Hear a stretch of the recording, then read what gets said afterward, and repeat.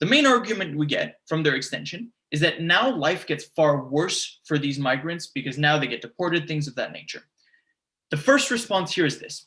I am not sure what the marginal difference in that harm to migrant workers is now that you limit their access to these areas. Because as Chris told you, there's already things like visas in status quo that designate you as a rural person who cannot access the same social services as a urban-born person would. He also told you about things like employment contracts. That means that to get somebody to carry you and pay for your ticket to go from this rural area in China all the way to Shanghai, you have to commit yourself to a 6-month contract that says that all of your earnings will go to them as a way to recompense them for the fee of traveling, which is exorbitant, especially for a poor rural person, unlike what CO suggests. Second response to their extension is that the precarity caused by massive competition of huge inflows of migrant workers is far worse than any discrimination that could occur in their marginal difference. And here's why.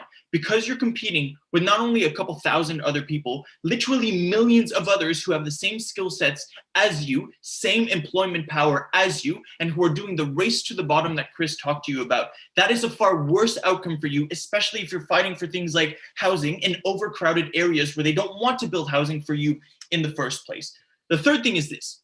The cost of living in rural areas, even if ostensibly you make less money, is far, far lower. Your purchasing power goes far, far further. Your quality of life is better because you're with your family, you're with people you know, you're with your community, and the cost of things over there is far, far lower.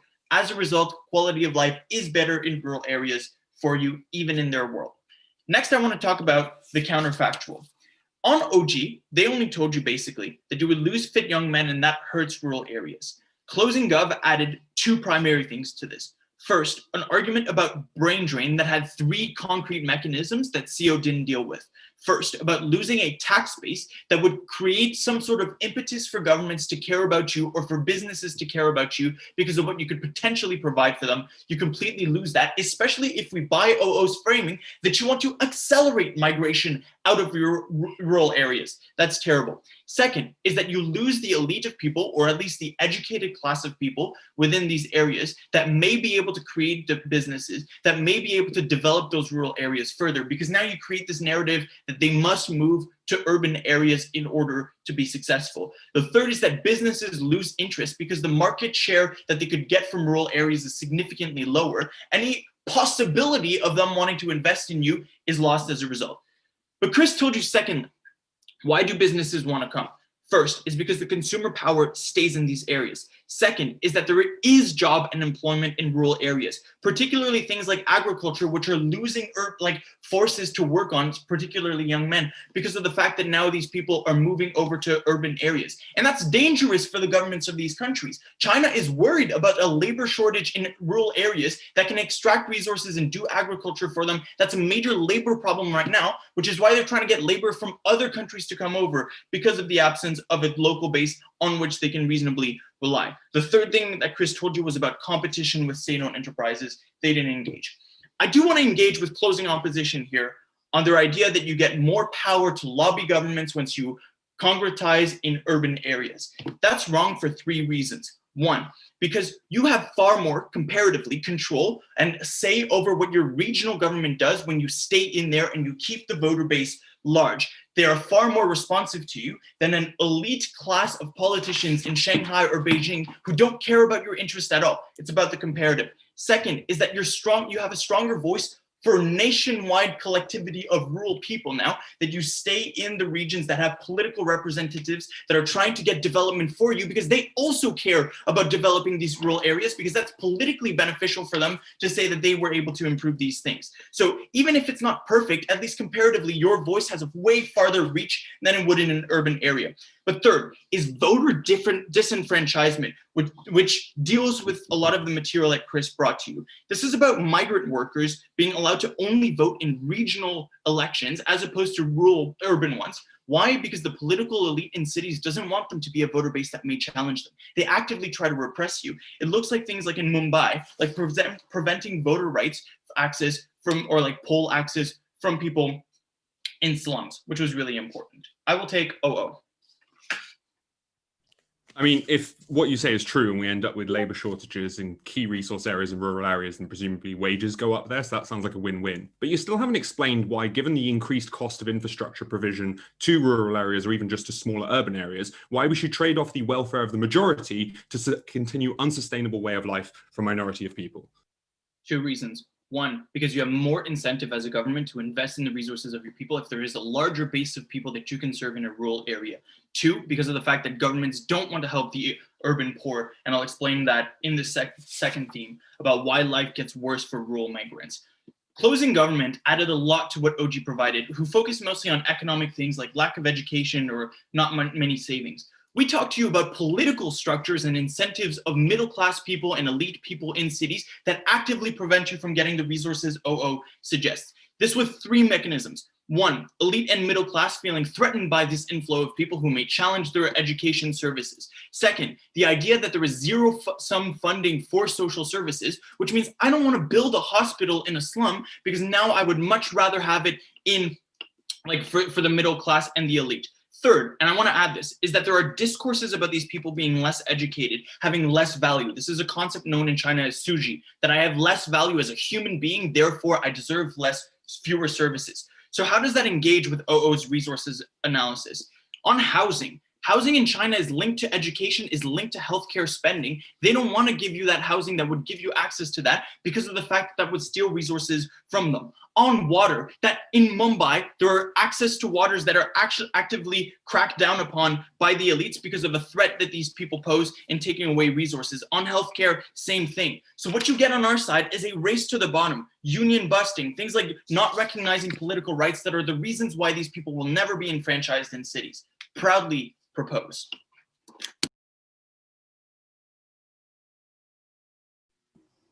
I'd like to thank the previous speaker for a very fine speech. Quick check up that my panel is also ready. Then I'm very happy to go from the opposition with here.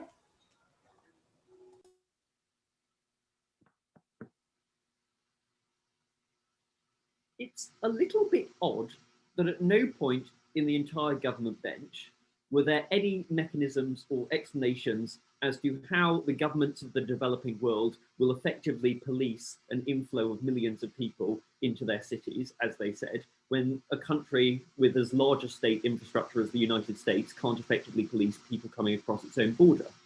I don't think that they will be able to do this effectively or in a smart way with tax cuts. I think this probably fails a lot of the time, leads to people being literally illegal in their own communities, shut out of government services, and occasionally forced to move back by their homes being literally bulldozed. This is very, very, very bad. It means that all the negative effects that they talk about of people moving into cities probably still happens to a large degree, a point at which is very difficult to police, but far, far worse, because you can now no longer go into a hospital, because if you say you're so-and-so, they will say so-and-so is not a member of this city and deport you. This is really, really bad. Really, really bad. And I think Irone, as the person to point this out, is probably winning in this debate. I'm going to talk about CG, then OG, then Dione's case. On CG, they say broadly three things. The first thing they say is that middle classes shut out access to stuff. I want to note that our case directly clashes with this by pointing out that it's significantly more difficult for you to access stuff to the point at which you're not allowed to be in this city. But second, I'm just not sure how possible this is for them to do. Like, even if the hospital is not in your area, the middle class area is only an hour away by train. That is still substantially better than having to travel to the nearest city in the countryside, which might be a 5-hour car ride if people have a car. I'm not sure why this is remotely comparative. I think it's probably not. I think you're probably much better as a legal migrant in a city than as an illegal migrant in a city or as a person in rural countryside. They talk about the race to the bottom. I'm really unsure about this case. And the reason I'm unsure is because CG and OG have quite effectively characterized how bad working conditions are at the moment. And I believe this. So I'm not sure how much further to the bottom we're going to go, right? Like, wages are already pretty much as low as they can be. And this is because there is general corporate capture of the state. There are very little reasons for states to allow unions at the moment, which is why there are no trade unions in Nigeria. Like, I'm not sure where the comparative here is.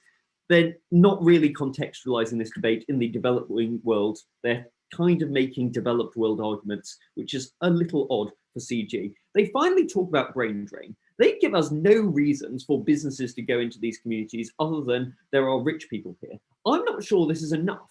Because why are you going to set up a factory in a place which is further away from the port, further away from your suppliers, further away from a large pool of labor? Like, I'm not really sure businesses are moving to these places in the first place. They need to do more than things get slightly worse, because like they're not, this is not a thing that exists at the moment. They talk about the tax base. I think the tax base probably gets quite bigger. And in general, on this OG claim about things getting worse in the countryside, I would observe two things. First, I think economic development is going to happen faster in the countryside when people no longer have to divide up the inheritance of a certain plot of land. You get to centralize plots of land because the second and third sons are now moving towards the city. Like, any basic knowledge of feudal England would tell you that. But second, I think that their wages are probably going to be higher when there are less people competing over these jobs. You also have less mouths to feed, so you can sell off more of your produce. I think people are going to be prospering in these countrysides. I'll take CG, and then I'll move on to our case. Yes. Clearly, the visas and inaccessibility to social services exist on either world. The difference is that when businesses stay in rural areas, people can leave megacities, stay home, get a job. And this is especially important for people that are trapped in rural areas on both sides to improve those rural areas. We're the only team to discuss this. Yeah, so they say our case is uncomparative because visas don't exist on either side. We are op. As OO said, as we say, we're going to encourage migration, so we will give people visas to move to the cities. This is great. This is great. People can move to cities and legally use schools and hospitals, as opposed to having to homeschool their children or not getting heart surgery. Amazing. What does Dione say, and why is it so important? Because Dione observes, which is a weird thing to not have been observed so far, that developing countries do not have the best state apparatus.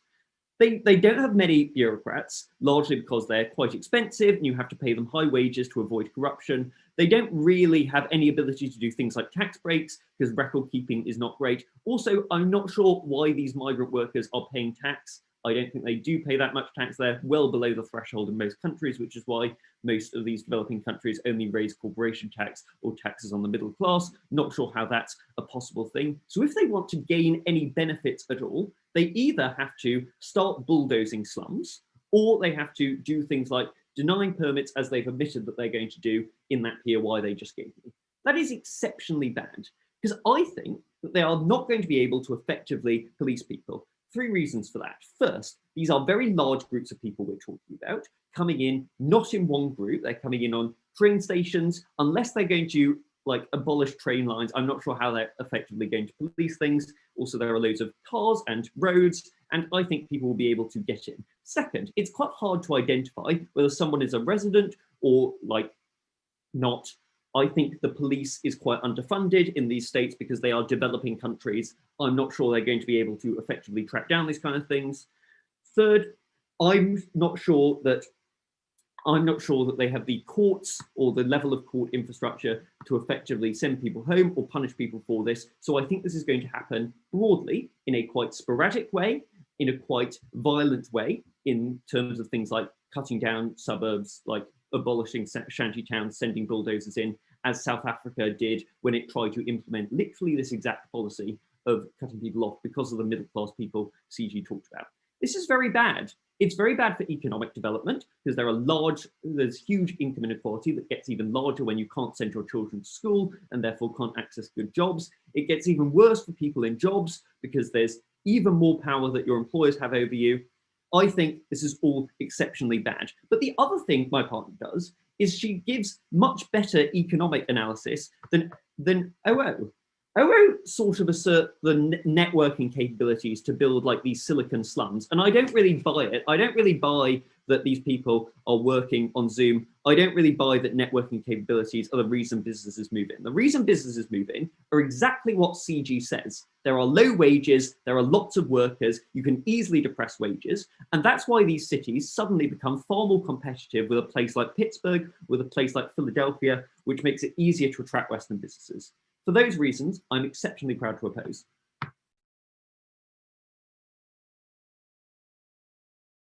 I'd like to thank the previous